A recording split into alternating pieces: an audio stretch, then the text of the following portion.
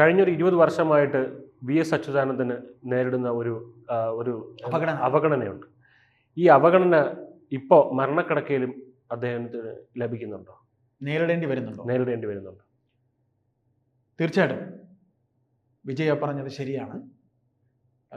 പഴയ നമ്മുടെ കേരളത്തിൻ്റെ മുഖ്യമന്ത്രി വി.എസ്. അച്യുതാനന്ദൻ, പാർട്ടിക്കാർ സഖാവ് വി.എസ്. എന്ന് വിളിക്കുന്ന വി.എസിൻ്റെ ഈ മരണക്കിടക്കയിൽ അദ്ദേഹത്തിന് തിരുവനന്തപുരത്ത് അദ്ദേഹം കിടക്കുന്ന ഒരു സ്വകാര്യ ആശുപത്രിയിലാണ് അദ്ദേഹം കിടക്കുന്നത്. ഈ സ്വകാര്യ ആശുപത്രിയിൽ അദ്ദേഹത്തെ കാണാൻ അവിടെ എത്ര പാർട്ടി പ്രവർത്തകർ വരുന്നുണ്ട് എന്നുള്ളത് ഒരു സത്യമുള്ള കാര്യം. അത് നമുക്ക് ശരിക്കും നമുക്കറിയാൻ കഴിയുന്നുണ്ട്. അതാണ് അവിടുത്തെ ഒരു ലോക്കൽ കമ്മിറ്റി സെക്രട്ടറിയുടെ ഭാര്യയോ ലോക്കൽ കമ്മിറ്റി സെക്രട്ടറിയോ ഒരു ആശുപത്രിയിൽ കിടന്നാൽ ഇതിനേക്കാൾ ആൾ അവിടെ കാണാൻ ചെയ്യും. ഇവിടെ അദ്ദേഹം എന്ന ഒരു നേതാവ്, ഒരു പോരാളി, ഈ പറയുന്ന രീതിയിൽ ഇന്നിവിടെ കേരളത്തിൻ്റെ മുഖ്യമന്ത്രിയായിരിക്കുന്ന പിണറായി വിജയൻ തുടങ്ങിയുള്ളവർക്ക് പാർട്ടിയിൽ എത്രത്തോളം ഒരു എന്താ പറയുക, അദ്ദേഹത്തിന് ഒതുക്കാവുന്നതിന്റെ പരമാവധി ഒതുക്കിയിട്ടും അദ്ദേഹം പിടിച്ചു നിന്നു എന്നുള്ളത് ഒരു ഏറ്റവും വലിയ കാര്യമാണ്. ഇന്നിപ്പോൾ അദ്ദേഹം മരണക്കിടക്കയിലാണ്. മരണക്കിടക്കയിൽ എന്ന് പറയുമ്പോൾ ജീവിതത്തിനും മരണത്തിനും ഇടയിൽ അദ്ദേഹം ഒരു ചെറിയൊരു എന്താ പറയുക, ഒരു കട്ടൻ മാറ്റിയാൽ മരണത്തിലേക്ക്, ഇല്ലെങ്കിൽ ഇപ്പോൾ ഈ ജീവിതത്തിൽ തന്നെ. അപ്പൊ അത്തരത്തിൽ ഉള്ളൊരു അവസ്ഥയിൽ നിൽക്കുമ്പോൾ ഒരേ ഒരു തവണയാണ് മുഖ്യമന്ത്രി കാണാൻ പോകുന്നത്. മുഖ്യമന്ത്രി പിണറായി വിജയൻ കണ്ണൂര് ഇദ്ദേഹം പാർട്ടി സെക്രട്ടറി ആയിരിക്കുന്ന സമയത്ത്, അല്ലെങ്കിൽ അദ്ദേഹം കണ്ണൂർ ജില്ലാ പാർട്ടി സെക്രട്ടറി, പിണറായി വിജയൻ കണ്ണൂർ ജില്ലാ പാർട്ടി സെക്രട്ടറി ആകുന്നതിന് മുമ്പ് ഒരു നേതാവിന്റെ കണ്ണിൽപ്പെടാൻ, അതായത് ഈ പാർട്ടിയിൽ അങ്ങനെയാണ്, CPM എന്ന് പറയുന്ന പറയുന്ന പാർട്ടിയിലായാലും കോൺഗ്രസിലായാലും ഒരു നേതാവിന്റെ കണ്ണൊന്ന് ഉടക്കണം തൻ്റെ മേൽ, എങ്കിലേ അയാൾക്കൊരു ഉയർച്ചയുണ്ടാവും. അത് ആരായിരുന്നാലും. ഇപ്പൊ വിജയ് ഏതെങ്കിലും ഒരു രാഷ്ട്രീയ പാർട്ടിയുടെ അംഗമാണെന്നുണ്ടെങ്കിൽ വിജയുടെ പെരുമാറ്റം, വിജയ് ഒരു പ്രമുഖ നേതാവിന്റെ കണ്ണിൽ ഉടക്കിയാലേ വിജയ്ക്കൊരു പ്രൊമോഷൻ ഉണ്ടാകും. അല്ലെങ്കിൽ ഒരു കൂട്ടം പേരുടെ കണ്ണിൽ ഉടക്കണം, അതിനെന്തെങ്കിലും പ്രത്യേകത വിജയ്ക്കുണ്ടാകും. അത്തരത്തിലൊരു പ്രത്യേകത അദ്ദേഹത്തിന് ഉണ്ടോ ഇല്ലയോ എന്നൊന്നും എനിക്കറിയില്ല. എന്തായാലും തലപ്പൊക്കമുള്ളൊരു നേതാവായി പിണറായി വിജയൻ മാറുന്നതിന് ഒരു കാരണം അദ്ദേഹം ചവിട്ടിക്കേറിയ പടികളിൽ അദ്ദേഹത്തിന് ഒരു കൈത്താങ്ങായി ഉണ്ടായിരുന്ന ആളാണ് ഈ പറയുന്ന വി.എസിന്റെ കാറിനകത്ത് കയറിപ്പറ്റി വി.എസിനോടൊപ്പം ഇരുന്ന് യാത്ര ചെയ്ത് വി.എസിനോടൊപ്പം സംസാരിക്കാൻ ഒരു വേള കാത്തുനിന്ന ഒരു പഴയ പിണറായി വിജയനുണ്ട് എന്ന് നമ്മുടെ ചില പഴയ കണ്ണൂരിലെ സുഹൃത്തുക്കളൊക്കെ നമ്മളോട് പറഞ്ഞിട്ടുണ്ട്. ആ പിണറായി വിജയൻ എന്ന നേതാവ് അദ്ദേഹത്തിന്റെ നയനാരുടെ മന്ത്രിസഭയിൽ വിദ്യുച്ഛക്തി മന്ത്രിയാവുകയും പിന്നീട് ഈ പറയുന്ന രീതിയിൽ ലാവ്ലിൻ കേസ് ഉൾപ്പെടെയുള്ള കാര്യങ്ങളിൽ അദ്ദേഹം പ്രതിയാവുകയും അതിൽ നിന്നെല്ലാം അദ്ദേഹം ഊരി രക്ഷപ്പെട്ട് ഒരു ഭയങ്കര അഡ്മിനിസ്ട്രേറ്ററെ പോലെ അദ്ദേഹം ഇതെല്ലാം ചെയ്തു മുഖ്യമന്ത്രിയായതും ഒക്കെ തന്നെ വി.എസിനെ വെട്ടിയിട്ടല്ലേ, വി.എസിനെ മുന്നിൽ കാണിച്ചിട്ടല്ലേ ഇതൊക്കെ ചെയ്തത്.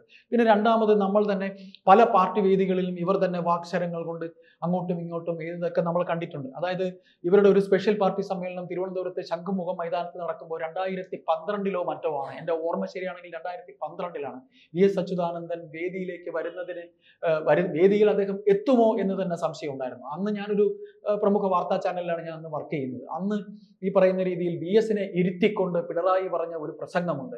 കടലിൽ, അതായത് ഒരു ഉറുദു ഇത് അവരുടെ എന്ത് സമ്മേളനമായിരുന്നു? അവരുടെ സ്പെഷ്യൽ പാർട്ടി കോൺഗ്രസ്. ഇത് തിരുവനന്തപുരത്ത് ശംഖുമുഖത്ത്. അതെ, ഇതിൽ ഞാൻ പങ്കെടുത്തിട്ടുള്ളതാണ്. ഞാൻ അന്നൊരു DYFI പ്രവർത്തകനായിരുന്നു. അപ്പൊ ഈ റെഡ് കോംറേഡ്സ് ഉണ്ടല്ലോ, നമ്മളെ ഈ ചുവപ്പ്, പറഞ്ഞോളൂ, യാഥാർത്ഥ്യ വിവരണം അറിയാമെങ്കിൽ അത് പറഞ്ഞു. അപ്പൊ ഞാനിതിൽ പങ്കെടുത്തിട്ടുണ്ട്, മറ്റൊന്നുമില്ല, ഞാനിതിൽ പങ്കെടുത്തിട്ടുണ്ടായിരുന്നു. അപ്പം ഈ കടലിലിരുമ്പുന്ന ഈ സ്റ്റേറ്റ്മെന്റ് ഒക്കെ വളരെ ലൈവായിട്ട് നിന്ന് നേരിട്ട് കണ്ടിട്ടുള്ള ഒരു അനുഭവം എനിക്കുണ്ട്.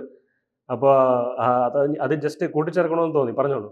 അതായത് ഒരു ഉറുദു കവിതയുമായി അദ്ദേഹം താരതമ്യപ്പെടുത്തിക്കൊണ്ട് പറഞ്ഞു, പ്രസ്ഥാനമാകുന്ന കടലിൽ ഒരു കുട്ടി കടൽ കാണാൻ വന്ന് നിൽക്കുന്നു, അപ്പൊ തിര ഇങ്ങനെ അടിച്ചിങ്ങനെ വരുന്നുണ്ട്. അത് പിണറായി വിജയന്റെ ഭാഷയിൽ തന്നെ നമുക്ക് പറയാം. ആ തിര ഇങ്ങനെ വരുന്നുണ്ട്, ഈ കുട്ടി ഇങ്ങനെ കടൽ തീരത്ത് നിൽക്കുമ്പോൾ തിര വന്നു പോകുന്നുണ്ട്.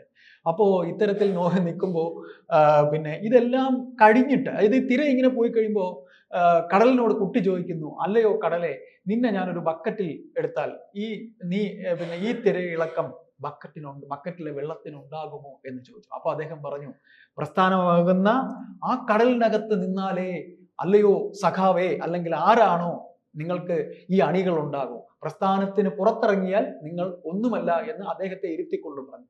അതിന് അദ്ദേഹം മറുഭാഷ്യവും പറഞ്ഞു, അല്ലെ? അതിന് അദ്ദേഹം വി എസിന്റെ മറുഭാഷ്യവും ഉണ്ടായിരുന്നു. അത് ശരിയാണ്. അദ്ദേഹം പറഞ്ഞ പിണറായി വിജയൻ പറഞ്ഞ ഈ സ്റ്റേറ്റ്മെന്റ് നടക്കുമ്പോൾ ഒരു വേള VS-നോടൊപ്പം നിന്ന് VS പക്ഷക്കാരായിട്ടുള്ള തിരുവനന്തപുരത്തെ തലപ്പൊക്കമുള്ള നിരവധി നേതാക്കൾ ആ വേദിയിലുണ്ടായിരുന്നു.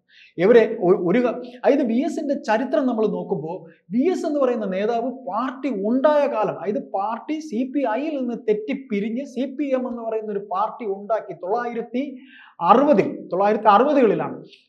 അതിനു മുമ്പ് എന്ന് പറഞ്ഞാൽ CPI ആയിരുന്നു. അപ്പോ അവരുടെ ആ പാർട്ടി ഉണ്ടായിരുന്ന വ്യക്തികളിൽ ഒരാളാണ് VS. ഇന്ന് ജീവിച്ചിരിക്കുന്ന ഒരേ ഒരാളാണ്. അപ്പൊ ആ VS-നെ ഇന്ന് അദ്ദേഹം ആശുപത്രി കിടക്കുമ്പോൾ ഒരു 10 പേര് പോലും ആ ആശുപത്രി പരിസരത്തില്ലെന്നാണ് പറയുന്നത്. അപ്പോൾ ഇവിടുത്തെ DYFI അദ്ദേഹത്തിനെ ഇഷ്ടപ്പെടുന്ന അല്ലെങ്കിൽ അദ്ദേഹത്തിനെ ആരാധിച്ചിരുന്ന ഒരു കൂട്ടം പാർട്ടി പ്രവർത്തകരിൽ ഒരു 50 പേര് പോലും അവിടെ ഇല്ലേ? സ്വാഭാവികമായി ഇത് ചോദിച്ചു പോകുന്നതാണ്. കേരളത്തിലെ ജനം ശ്രദ്ധിക്കുന്നുണ്ട്. മുഖ്യമന്ത്രിക്ക് നേരമില്ല, പാർട്ടി സെക്രട്ടറിക്ക് നേരമില്ല. അദ്ദേഹം കൈപിടിച്ചു കൊണ്ട് നടന്ന തിരുവനന്തപുരത്തെ പ്രമുഖരായിട്ടുള്ള നിരവധി MLA-മാർ ഇന്നുണ്ട് പാർട്ടി ഭരണപക്ഷത്തെ. അവരിൽ ആരെല്ലാം ചെന്നു കാണാം? ആര് ചെല്ലുന്നുണ്ട്? അതായത് ഈ പാർട്ടിക്ക് എന്നൊക്കെ ഒരു വീഴ്ച സംഭവിക്കാൻ പോകുന്നോ അന്ന് കൈപിടിച്ചുയർത്തിയ ആളാണ് VS. കൈപിടിച്ചുയർത്തിയ ആളാണ്. പാർട്ടി ഞാനൊരു വിദ്യാർത്ഥിയാണ്, രാഷ്ട്രീയ വിദ്യാർത്ഥിയാണ്. പഠിച്ചതെല്ലാം കണ്ടതെല്ലാം ഓർമ്മ നിൽക്കാത്തത് കൊണ്ടാണ് ചില കാര്യങ്ങളൊക്കെ ഇത് പറയാതിരിക്കാൻ നിവൃത്തിയില്ലാത്തൊരു വിഷയം കൂടെയാണ് നമ്മളിത് പറയുന്നത്. അതായത് 1980-ല് ഈ CPM എന്ന് പറയുന്ന പാർട്ടിയിൽ CITU വിഭാഗം ഉണ്ടായിരുന്നു. CITU വിഭാഗം എന്ന് പറഞ്ഞാൽ പാർട്ടിയെ ഹൈജാക്ക് ചെയ്തുകൊണ്ട് പോകത്തക്ക രീതിയിൽ ഈ കൊച്ചിയിൽ VV ചെറിയാനും MM ലോറൻസും എന്തിന് EK നായനാർ വരെ ആ CITU ലോബിയിൽ ഉണ്ടായിരുന്നു. അന്ന് VS ആണ്. എന്നും VS അങ്ങനെയാണ് നിന്നിട്ടുള്ളത്. എന്ന് വെച്ചാൽ VS നിന്നിട്ടുള്ളത് ഈ പാർട്ടിയെ ഈ CITU ലോബിയിൽ നിന്ന് രക്ഷിക്കാനായിട്ടാണ് VS ശ്രമിച്ചിട്ടുള്ളത്. അന്ന് പത്രങ്ങൾ എഴുതിയൊരു ഭാഷ്യമുണ്ട്, VS പക്ഷവും CITU പക്ഷവും. ആ VS പക്ഷം CITU പക്ഷത്തെ അന്ന് VS പാർട്ടിക്കകത്ത് ഭയങ്കര ശക്തിയുള്ള ഒരാളാണ്. ഈ ബേബിയാണെന്ന് VS-നോടൊപ്പം നിന്ന് പാർട്ടിയിൽ ഈ ഡൽഹിയിൽ നിന്നുകൊണ്ട് അന്ന് തന്നെ CC മെമ്പറാണ് ഈ ബേബി, MA ബേബി. അന്ന് ഈ മൊബൈൽ ഫോണൊന്നുമില്ല, ഇത്രയും സംഭവങ്ങളൊന്നുമില്ല. അവിടുത്തെ ഒരു പത്രപ്രവർത്തകന്റെ ഓഫീസിൽ ഇരുന്നു കൊണ്ട്, ഡൽഹിയിൽ ഒരു പത്രപ്രവർത്തകന്റെ ഓഫീസിൽ ഇരുന്നു കൊണ്ട് ഈ CITU അംഗങ്ങളായിട്ടുള്ള VV ചെറിയനെ, ലോറൻസിനെ, എന്തിനു പറയുന്ന രവീന്ദ്രനാഥിനെ ഉൾപ്പെടെയുള്ളവരെ, KM രവീന്ദ്രനാഥ് ഇവിടെ കൊച്ചിയിൽ തന്നെയുള്ള അദ്ദേഹം ജീവിച്ചിരിപ്പുണ്ട്. VV ചെറിയാൻ മരിച്ചുപോയി, ലോറൻസ് മരിച്ചുപോയി. അപ്പോൾ ഇവരെല്ലാം വെട്ടിനിരത്തി, VS വെട്ടിനിരത്തി എന്നാണ് പറയുന്നത്. അങ്ങനെ VS വെട്ടിനിരത്തിയ ഒരു കൂട്ടം പേര്. അത് VS വെട്ടിനിരത്തിയതല്ല, പാർട്ടിയെ രക്ഷപ്പെടുത്താനായി അദ്ദേഹം ചെയ്തത്. പിന്നീട് അങ്ങോട്ട് പോകുമ്പോൾ മലപ്പുറം സമ്മേളനത്തിൽ VS-നെതിരെ ഒരു ഗ്രൂപ്പ് ഉണ്ടാകുന്നു. അതാണ് പിണറായി അത് ഔദ്യോഗിക പക്ഷം എന്ന് പറഞ്ഞുകൊണ്ട് മാറും. അപ്പൊ അന്ന് വരെ VS-നോടൊപ്പം കൂടെ നിന്ന കടകംപള്ളി സുരേന്ദ്രനെ പോലെയുള്ളവര് തിരുവനന്തപുരത്ത്, ഞാൻ ഇത്രയും സമയം പേര് പറഞ്ഞില്ല, കടകംപള്ളി സുരേന്ദ്രൻ, M വിജയകുമാർ തുടങ്ങി നിരവധി നേതാക്കളുണ്ട്. അവരെല്ലാം അദ്ദേഹം കൈപിടിച്ച് രക്ഷപ്പെടുത്തിയിട്ടുണ്ട്. അവരെല്ലാം തന്നെ അദ്ദേഹത്തിനെ കൈവിടുന്നു.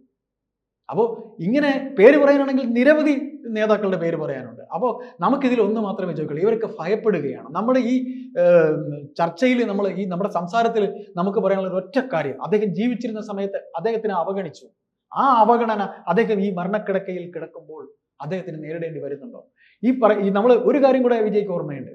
CPM-ന്റെ പോളിറ്റ് ബ്യൂറോ നിശ്ചയിക്കുന്നു VS മത്സരിക്കണ്ട, VS-നെ മത്സരിപ്പിക്കണ്ട എന്ന് ഇവിടുന്ന് സംസ്ഥാന കമ്മിറ്റിയും ഒരു പാർട്ടി ഘടകമാകുമ്പോൾ കീഴ്ഘടകങ്ങൾ പറയുന്നത് നിർദ്ദേശം മേൽഘടകം കേട്ടിട്ടാണ് മത്സരിക്കണോ വേണ്ടതെന്ന് VS-നെ പോലുള്ള ഒരാളെ തീരുമാനിക്കപ്പെടുന്നത്. അദ്ദേഹം ഈ കണ്ട അഴിമതി കഥകളിലൊക്കെ പുറകെ പോയിട്ട് ഇവരുടെ ജനങ്ങളുടെ മുന്നിൽ അദ്ദേഹം ഏറ്റവും നല്ല പ്രതിപക്ഷ നേതാവായിരുന്നു, അല്ലെ?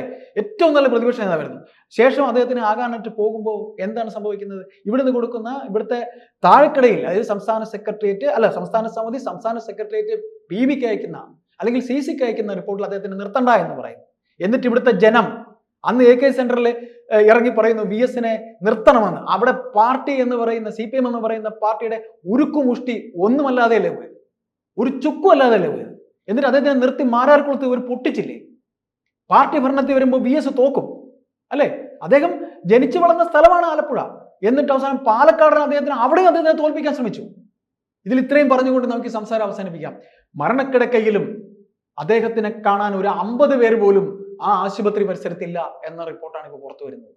അത് നമ്മൾ തിരുവനന്തപുരത്തുകാരാണ്, ഞാൻ തിരുവനന്തപുരത്തുകാരനാണ്, വിജയം തിരുവനന്തപുരത്തുകാരാണ്. നമ്മൾ നേരിട്ട് കണ്ടിട്ടുള്ളതാണ് ഈ പാർട്ടിക്കകത്ത് ഒരു വേള VS എന്ന നേതാവ് എങ്ങനെയായിരുന്നു എന്നുള്ളത്. ഞാൻ ഒരുപാട് അടുത്ത് നിന്ന് കണ്ടിട്ടുണ്ട്. രാഷ്ട്രീയത്തിന് അതീതമായി ഈ സമൂഹം ഇഷ്ടപ്പെടുന്ന ഒരു നേതാവാകുന്നത് ഈ പറയുന്ന മുഖ്യമന്ത്രി ഉൾപ്പെടെയുള്ള ഈ പാർട്ടിക്കാർക്ക് സഹിക്കുന്നില്ല. കടുത്ത അസൂയയും വ്യക്തിവിരോധവുമാണ് ഈ കാണുന്നതെന്ന് നമുക്ക് പറഞ്ഞു വെക്കേണ്ടി വരും.